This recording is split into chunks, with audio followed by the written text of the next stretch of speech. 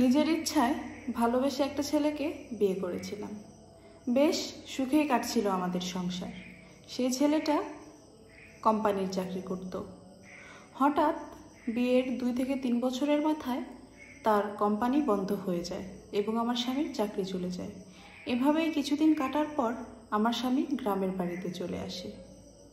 তখন এমন একটা পরিস্থিতি হয় যে নুন আনতে পান্তা ফোড়ানোর মতো।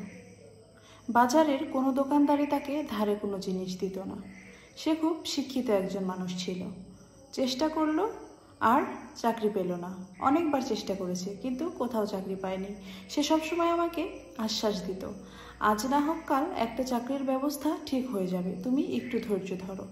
একদিন যখন রান্না করতে যাব তখন হঠাৎ দেখলাম চালের ভাণ্ডে চাল বাড়ন্ত। ভাত রান্না করার মতো এক মুঠো চালও সেই হাঁড়িতে নেই। মাছ মাংস শাকসবজি তো দূরে থাক। আমার শাশুড়ি আমাকে বলল, বৌমা রান্না করো। তখন আমি তাকে বললাম, আমি কি রান্না করব। তাকে উত্তরে বললাম, আপনার ছেলে বাজারে গেছে, আসুক তারপর রান্না করব। স্বামী যখন খালি বাজার ব্যাগটা নিয়ে বাড়িতে প্রবেশ করলো তখন রাগে আমার রকচটা অবস্থা। তখন আমি প্রশ্ন করলাম, এই খালি বাজার ব্যাগটা নিয়ে কেন বাড়িতে এসেছো? তখন স্বামী আমাকে বলল, দেখো কেউ আমাকে ধারে 1 কেজি চাল পর্যন্ত দেয়নি, আমি কি করে বাজার আনবো বলো? আর আমি তো অনেক চেষ্টা করছি চাকরির, তুমি একটু ধৈর্য ধরো, আমার চাকরি হয়ে যাবে। আমি তাকে রাগের সুরে বলে ফেললাম, ভিক্ষা করতে পারো নাই? ভিক্ষা করতা? পুরুষ মানুষ কোনো কাজ করার মুরত নাই, মা আছে বউ আছে, সংসার চালানোর মুরত নাই, আসছে খালি ব্যাগ নিয়ে, ভিক্ষা করতে পারতা? তখন সে রাগের মাথায় আমার গালে একটা থাপ্পড় মারে। ওই থাপ্পড়ের পর আমি তাকে বলে চলে এলাম, আমি আর তোমার সংসার করব না, তোমার ভাত খাবো না, এই যে আমি চলে গেলাম বাপের বাড়িতে। সে তখন অনেকবার অনুরোধ করলো। সে আমাকে বলল, তুমি আমাকে ছেড়ে যেও না, তোমাকে ছেড়ে আমি কি করে থাকবো? তখন আমি বলেছি, তোর থেকে অনেক ভালো ছেলেকে আমি বিয়ে করতে পারতাম, নিজের ইচ্ছায় বিয়ে করে ভুল করেছি। এই বলে তাকে ছেড়ে চলে এলাম। আমার কাবিন লেখা ছিল 5 লক্ষ টাকা। বাবার বাড়িতে চলে আসলাম। আমরা 3 ভাই বোন, 2 ভাই এবং আমি একা। আমার বড় 2 ভাইয়ের খুবই সচ্ছল অবস্থা। আমার মা মারা গেছে আমার বিয়েরও অনেক আগে। ভাইদের যখন এসে এই সমস্ত কাহিনী বললাম তখন ভাইয়েরা উগ্রস্বরে আমার স্বামীকে মারতে যায়। আমি ফেরালাম, না, ওকে মারার কোনো দরকার নেই, আমি আর ওর সংসার করব না। ছোট ভাইয়ের বউ বলে উঠল, আমার ফুফাতো ভাই ইতালিতে থাকে, সে ছুটিতে বাড়িতে এসেছে, বিয়ে করবে, তুই শুধু তোর স্বামীর থেকে তাকে বুঝিয়ে শুনিয়ে ডিভোর্সটা নিয়ে নে, আমার ভাইয়ের সঙ্গে তোর বিয়ে দিব। আমি তো সেই শুনে মহা খুশি। আমার ছোট ভাই বলল, তুই দেখতে এত সুন্দর এত ভালো, বিয়ের আগেই বলেছিলাম ওই ছেলেটাকে বিয়ে করিস না, কখনো সুখী হতে পারবি না, হত দরিদ্র ওই ছেলেকে বিয়ে করে কি লাভ হলো তোর? তখন তারা যেভাবে বলল সেভাবেই কাজ করতে লাগলাম। ভাই আর ভাইয়ের বউদের ব্যবহারে একদম মোমের মতো বলে গেলাম আমি। একদিন যখন ভাবির ভাইয়ের সঙ্গে বসে গল্প করছিলাম সেখানে আমার স্বামী এসে আমার হাত থেকে পা পর্যন্ত ধরেছে। সে আমাকে বলল, তুমি প্লিজ আমাকে এভাবে কষ্ট দিও না, তুমি ফিরে চলো আমার সংসারে, তোমাকে আমি অনেক সুখী করব, আমার আবার চাকরি হবে, দেখো তখন আমরা অনেক সুখে থাকবো, তোমাকে আমি কোনো কিছুর অভাব কখনো বুঝতে দেব না, তোমাকে আমি নিজের চেয়েও বেশি ভালোবাসি, তোমাকে ছাড়া আমি থাকতে পারবো না। কিন্তু তার কথায় আমি গুরুত্ব দিলাম না। সে আমাকে প্রশ্ন করলো, এই ছেলেটিকে? তখন আমি বললাম, এ আমার ভাবির ভাই, এর সঙ্গে আমার কিছুদিন পর বিয়ে হবে, তাই আমরা নিজেদের মধ্যে কথা বলছিলাম। সে কথাটা শুনে সে খুব কষ্ট পায়, তার চোখ দিয়ে অঝরে পানি পড়তে থাকে, কিন্তু তার চোখের ওই পানি আমার মনে বিন্দু পরিমাণ দাগ কাটতে পারেনি। বাড়িতে চলে এলাম। অনেক দিন পর্যন্ত বিচার সালিশ চলল। তারপর আমার কাবিননামার 5 লক্ষ টাকা দেওয়ার কথা হলো। সে যে তখন 5টা টাকা বের করবে পকেট থেকে সেই ক্ষমতা তার নেই। তার থাকার মধ্যে ছিল শুধু ওই বসত বাড়িটুকু।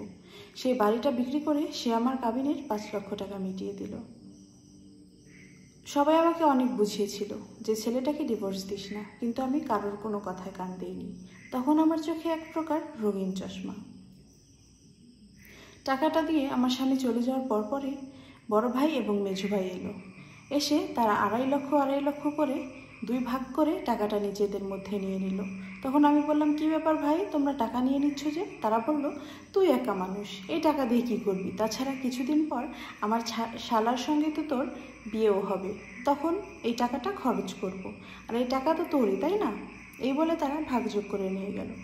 তারপর এরকমভাবেই কিছুদিন কেটে গেল। তারপরে শুরু হলো আমার প্রতি অকথ্য মানসিক অত্যাচার, শারীরিক অত্যাচার। ঠিক করে দুবেলা খাবার পর্যন্ত দিত না। তারা খাবার পর যে বাসি পান্তা খাবার থাকতো সেটুকুই জুটতো আমার কপালে।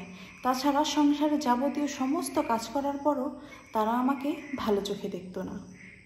যেদিন বড় ভাইয়ের সংসারে আমার খাবার কথা থাকতো, সেদিন বড় ভাইয়েরা খাবার পর যদি খাবার থাকতো খাবার পেতাম, আর যদি খাবার না থাকতো ছোটো ভাইয়ের বাসায় গিয়ে খাবার চাইলে কুকুরের মতো দূর দূর করে তাড়িয়ে দিত। তখন আস্তে আস্তে বুঝতে শুরু করলাম যে পৃথিবীতে বিবাহিত মেয়েদের স্বামীর মতো আপন কেউ হয় না, ডিভোর্সি মেয়েদের পাশে কেউ দাঁড়ায় না।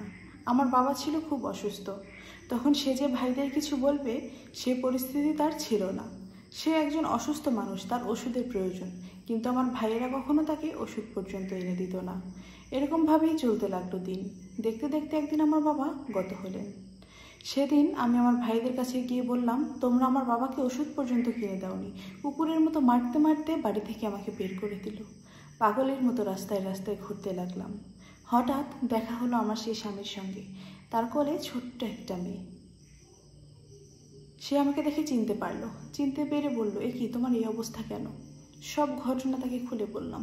তার পা জড়িয়ে ধরে অঝরে কাঁদতে লাগলাম। সেও খুব কষ্ট পেয়েছে। তখন তার ছোট্ট মেয়েটি জিজ্ঞেস করল, আব্বু এই মহিলাকে?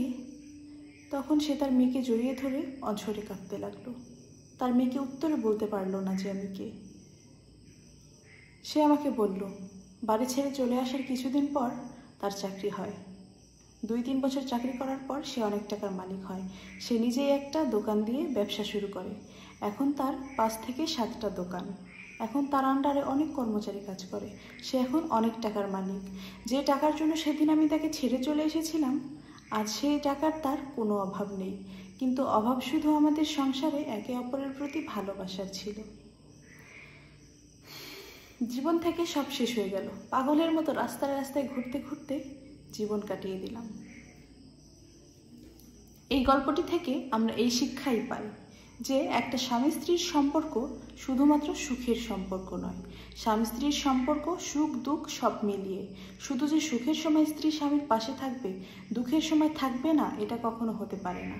সকল পরিস্থিতিতে যে নারী স্বামীর হাত শক্ত করে ধরে রাখতে পারে, সেই নারী সারা জীবন স্বামীর জীবনে রাজরানী হয়ে থাকতে পারে। তাই আমার সকল আপুদেরকে উদ্দেশ্য করে বলছি, স্বামী যদি কখনো বিপদে পড়ে, কখনো কোনো সমস্যায় পড়ে, কখনো তার হাতটা ছেড়ে দিবেন না। কারণ আপনি তার ওই খারাপ সময় যদি তার হাতটা ধরে রাখেন, তাহলে ভবিষ্যতে আপনার মতো প্রাধান্য সে কাউকে দেবে না। স্বামীকে ভালোবাসুন, সবাই সুখে শান্তিতে থাকার চেষ্টা করুন। এই ভিডিওটি দেখার জন্য সকলকে অসংখ্য ধন্যবাদ। ভিডিওটি যদি ভালো লেগে থাকে তাহলে অবশ্যই লাইক, কমেন্ট অ্যান্ড শেয়ার করবেন এবং চ্যানেল সাবস্ক্রাইব করে পেজ ফলো করে পাশে থাকবেন। আবারও চলে আসবো এমন একটি সুন্দর এবং শিক্ষণীয় গল্প নিয়ে। সকলকে ভিডিওটি দেখার জন্য অসংখ্য ধন্যবাদ।